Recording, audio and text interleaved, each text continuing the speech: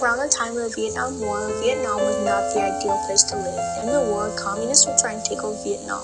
Around 2 million civilians died, and the U.S. came to help Vietnam fight against the communists, but was unsuccessful. In the end, the large statue of one of the communist leaders in the middle of Saigon was a clear sign that the communists had won. Everyone was mainly poor unless they had the connections to the communist government. Some could get financial aid of around $10,000 from the government, but apartments around the city were around twice this amount. Lakes are still infested with pollution, everything in them now become inedible.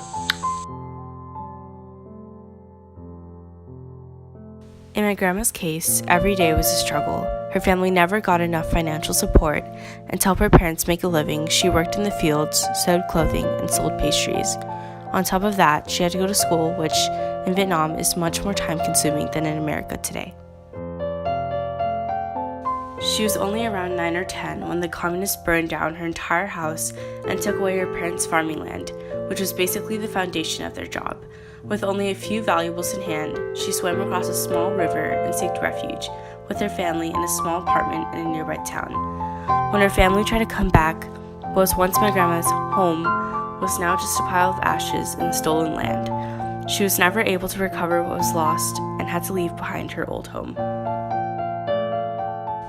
She later sent my parents off to America in hopes that they could pursue the American dream and to escape communism. Although the events that she lived through were definitely traumatizing, she decided to look forward. All in all, the Vietnam War was a dreadful period of time in which the Vietnamese constantly tried to escape and seek aid. Although her grandma was lucky to be able to escape, many others weren't and suffered under the power of the communists, whose rule wouldn't be ending anytime soon.